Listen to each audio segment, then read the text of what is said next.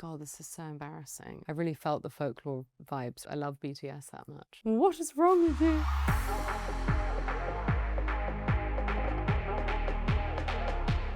How online are you? A little bit too online. I'm pretty online. Was there anything you're expecting to come up in the comments? I can't think. I'm not actually too sure. I'm going to be surprised. Let's go straight to the comments. Oh, it's on my music video, Back in Love. Oh, to be a feather in a Suki Waterhouse music video. I think I have like feathery coats on quite a lot. And there have been times at my shows where people at the front kind of like engulfed in feathers, or maybe like I throw the jacket. And there's been a bit of discourse online about like it could be dangerous for you front row at one of my concerts because of like a feather implosion. I was very lucky to interview BTS a couple of months ago at a Spotify event, and I made them these cards with pictures of myself on them.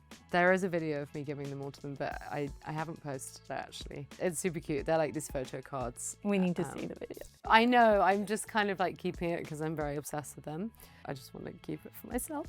I have another video of me singing Swim to them in the lift as we're going down to the performance that I'm also keeping You're private. an army now. Yeah, exactly. As to how you survive this in real life, I don't know exactly. It was such a special moment that, yeah, I've kept the videos to myself of me giving them photo cards and singing to them because I love BTS that much. So, are these photo cards of you? Yes, they were all of me. Basically, like, got to meet them before the show. They did look kind of scared when I gave them to them. I think then they were fine and relieved, and they kept them. It was pretty cute. It was like the first time I've ever gotten to give a present to, you know, a band that I've been really big fans of, so it was very cute. Can you explain how that came about? I actually have no idea how that officially came about, other than I got the call, I jumped on the plane and went to New York immediately.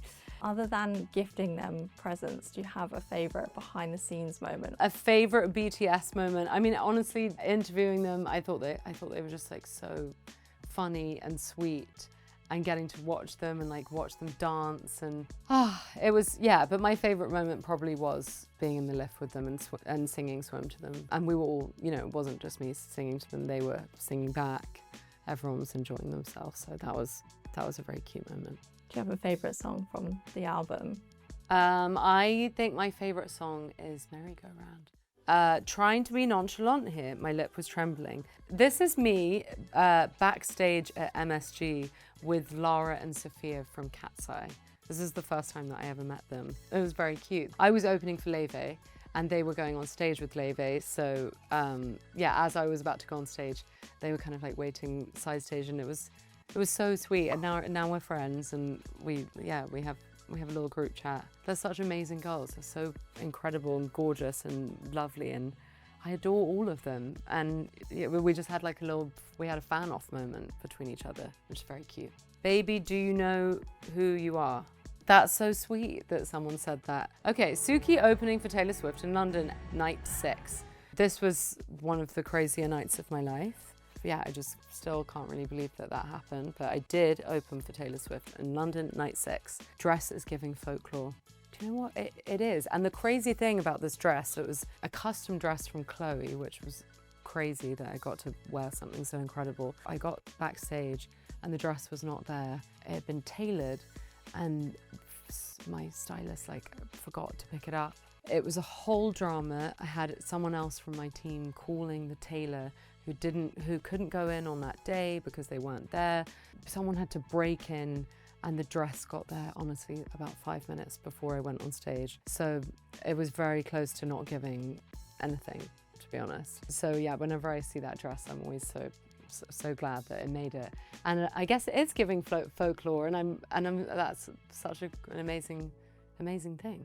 That's literally one of my favourite albums. I was going to say, what is your favourite Taylor era? I mean, folklore is a really good one. And for this record, I spent a lot of time with Aaron Dessner, who obviously Taylor and Aaron worked together. So I really felt the folklore vibes around me when I was recording, which was really special. This is a video of a more recent video that I did. I'm in bed and I'm commenting about my song being used, Back in Love, in the show Off Campus. These trumpets could wake me from a coma. That's good. These trumpets, actually, it was a funny story how these happened. My producer, Jules, and I have almost very similar birthdays, so I bought him a balloon. I had to go out the room and make a call, and when I came back he had been messing around with this helium balloon, kind of going do, do, do, do, do, do, and that is how that melodic line of those trumpets began. TSITP Movie next. So that is the Summer I Turned Pretty movie. The Summer I Turned Pretty movie. I have watched that show. Who have I got to call to get on the Summer I Turned Pretty soundtrack? That would be incredible. It's always so cool when I kind of get an email and it's like, well, what do you think about having a music on the show? With Off Campus, I had no idea that that show was going to be what it is, and that I was going to be watching it being obsessed like everyone else is, so that was really cool. But yeah, there's some exciting stuff that I can't talk about yet to do with Off Campus that I'm currently involved in, so yeah, watch this space for that. I won't say any more. With the Summer I Turned Pretty, were you Team Conrad or Team Jeremiah? Yeah, so I did a movie with Chris Briney in like 2021, and we did a film together called Darlyland. So I'm absolutely Team Chris Briney because I did his first movie that he'd ever done together. From your new album, what would you love to see as the fan edit song? I think Weirdo. I have a song called Weirdo, and the line is, I'm missing my favorite weirdo. For me, it was like very much about like missing somebody and being away from them, being in like a long distance situation. I think people will relate to it. I think like also people will relate to it of like losing like a friend group or moving away from them, but chasing your dreams in doing that. I feel like after going to university or like having a big group of friends, and then everyone has to like, you know, go off and make their way in the world. That one's like definitely it's like it gets you. Calling all fan editors, get on it. Calling all fan editors, yeah. What life sounds like when our shared brain cell reunites, and it's a picture of me and Camilla Morone leaving our hotel. We're on our way to a Met Gala after party, and we somehow had managed to both go and get changed and meet downstairs, because to get that girl, you know, changed quickly wasn't an easy feat. By the time the Met Gala's ended, it's already like 1:30 in the morning, so you got to like race out to those after parties. I mean, she went home early, I stayed out till like 7 a.m. that night. Wow, I missed my fake band. Me too, very much. Give us season 2, please. I wish I could, but it was a limited series, so I can't do anything about that. This is a sore subject, please go on tour. I tried to make that happen. We tried to do Lollapalooza, there was like the strike, so many things got in our way of that happening, so I have to believe that it was just best left as fondly in the past on the show. That meme of Camilla is just so widely used. Isn't she just like the most beautiful woman alive? Oh my God, this is so embarrassing. I can't believe Sam actually said this out loud in public. Suki Waterhouse calls Sam Claflin her set daddy. Why did he have to tell everyone that? That's very cute, and it's because Sam's super organized, and like one time I remember he like helped me in a passport line, got me sorted out, or I didn't have a visa or something like that, and he's very on it, and he has 2 kids. So that was before I had a kid, so he was very much like set daddy. He's like my set daddy, except there's no set. God, I can't even work out what that one means. Right. When I Get Drunk, I Want You Boys out this Friday. It's been my addiction, and I think I've listened to it thousands of times. I can't. Oh, that's me. I'm like, oh my God. Okay, this is me talking about when I get drunk. Gonna have a 5-day bender so I can really enjoy that song. I mean, yeah, it's definitely the song that you listen to, you know, that trend where it's like, oh, everyone's getting a like tonight on their story. It's definitely that song, When I Get Drunk, I Want You Boy.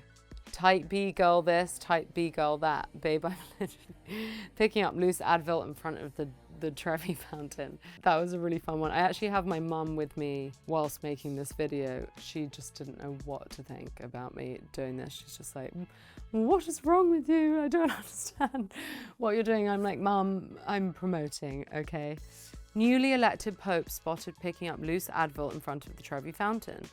So this actually was around the time, I think it was that just as the Pope was getting elected. So yeah. Sam, this is the most you I've ever seen you on this app. Oh, that is yeah, I have a bit of a thing where I bought 2 bags even to this interview, and I kind of I do strew things around quite a lot, and always having a lot of objects, and people online who follow me we have like an ongoing thing. There's a lot of pictures of me sometimes holding like 5 to 10 objects, and everyone will always be like, please get a bag. So Sam is spot on with that. Keep the comments coming, and I'm really excited for you to hear my album. It's out July 10th. I love you guys.